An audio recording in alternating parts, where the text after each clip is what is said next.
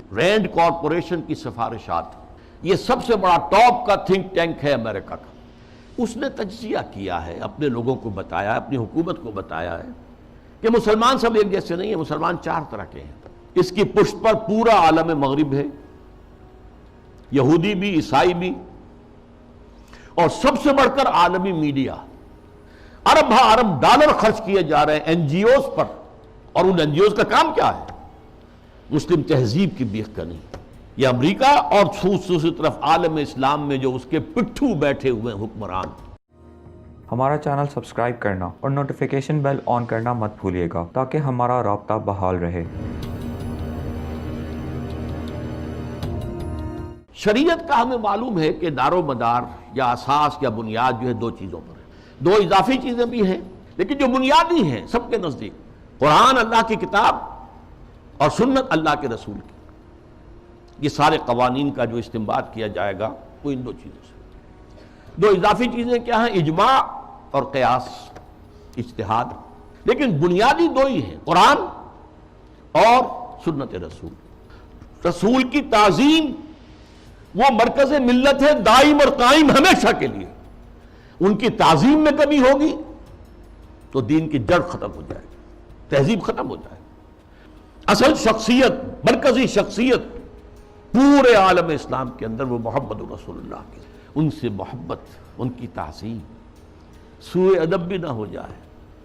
ان کی آواز سے اوپر اپنی آواز کہیں کر دو گے تو سارے اعمال ہبط ہو جائیں گے۔ یا ایھا الذین آمنوا لا ترفعوا اصواتکم فوق صوت النبی ولا تجہروا لہ بالقول کجہر بعضکم لبعض ان تحبط اعمالکم وانتم لا تشعرون۔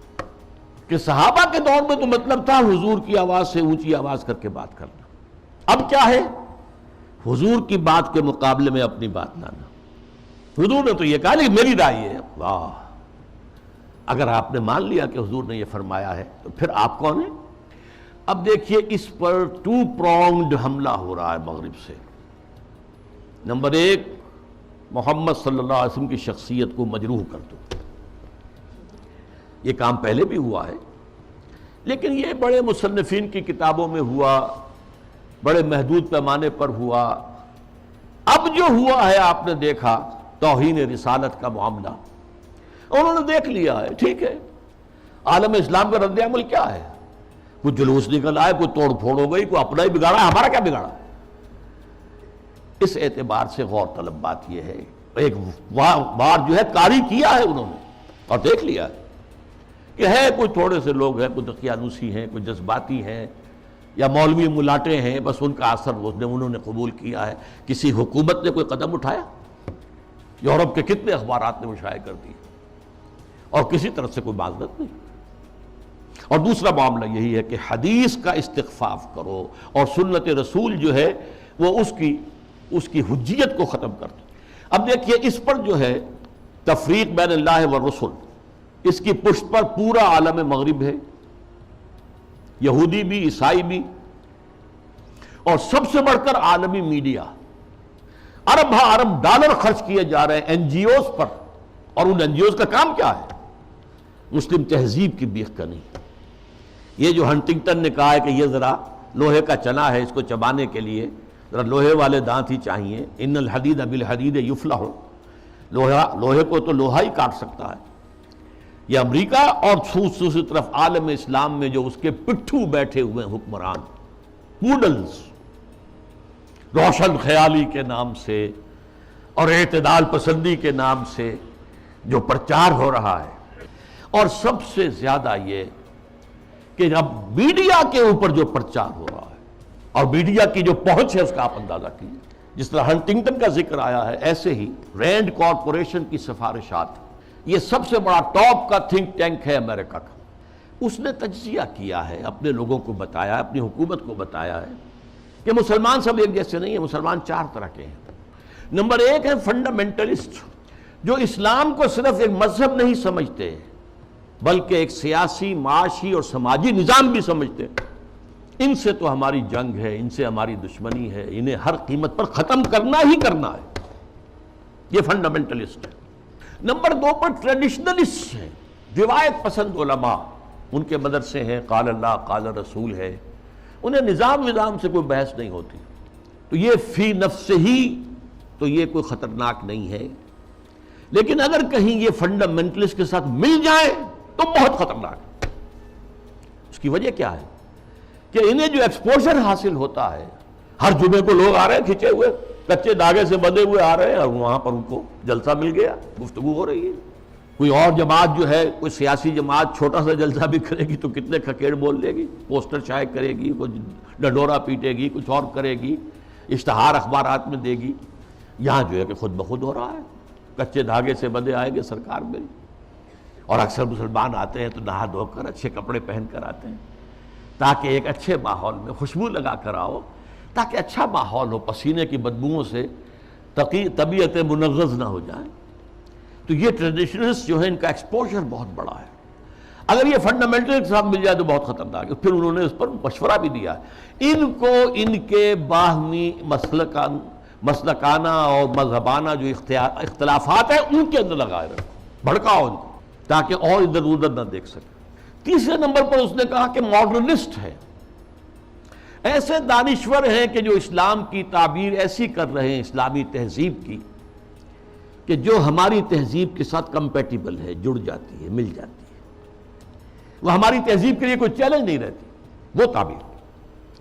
یہ جو ماڈرنسٹ دانشور ہیں ان کی ضرورت ہے کہ ان کو سپورٹ کیا جائے، ان کی مدد کی جائے، اور خاص طور پر الیکٹرانک میڈیا میں ان کو ایکسپوژر دیا جائے. یہ نوٹ کیجئے، یہ ساری چیزیں جو ہو رہی ہیں، ڈانڈے کہاں مل رہے ہیں، کہاں سے آ رہی ہیں ہدایات، کس کی طرف سے پالیسی لائنز جو ہے فکس کی گئی ہیں. میڈیا پر ان کو ایکسپوژر دیا جائے، اس لیے کہ ظاہر بات ہے مسجد میں تو کوئی ان کی بات سنے گا نہیں، کون کھڑا ہونے دے گا ان کو ممبر پر. لہذا ان کے لیے ذریعہ جو ہے اس سے کہیں زیادہ وسیع اب ذریعہ ہمارے پاس میڈیا کا ہے، اس پر ایکسپوژر دو.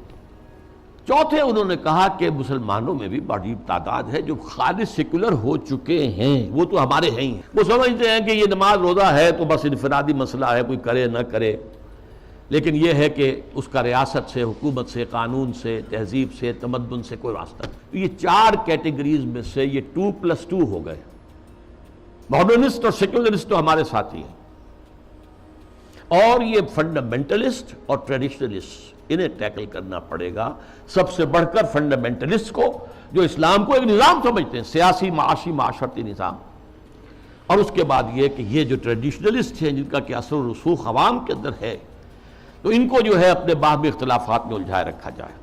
اسی میں ایک ہائر لیول پر ایک بات اور بھی ہے، اور یہ بہت سویپنگ ہے. قرآن کو بھی اب نہیں چھوڑا گیا، اس پر بھی حملہ ہے.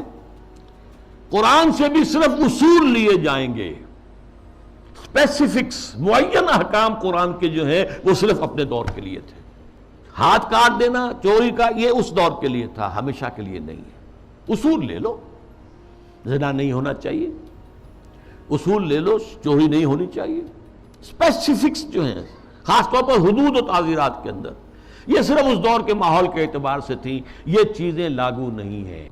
یعنی سنت تو سنت ہے، آگے قرآن کے اوپر بھی ہاتھ صاف کیا جا رہا ہے. بازی بازی بارش بابا ہم بازی. حالانکہ یہ بات نوٹ کر لیجئے کہ یہ ختم نبوت کی نفی ہے، اس لیے کہ تکمیل نبوت و رسالت جو ختم نبوت کا لازمی تقاضا ہے، اس کا مطلب تو یہ ہے کہ ہدایت آخری آ چکی اور دین کی تکمیل ہو چکی. الیوم اکملت لکم دینکم واتممت علیکم نعمتی ورضیت لکم الاسلام دینا. اگر دین ابھی عثمانی میں مکمل نہیں ہوا تھا اور قرآن جو ہے لفظ لفظ اس کا اگر لازم نہیں ہے تو ابھی نبوت ختم نہیں ہونی چاہیے تھی، پھر تو ابھی وحی کا دروازہ کھلا رہنا چاہیے تھا، جیسا کہ غلام محمد قادیانی نے کہا.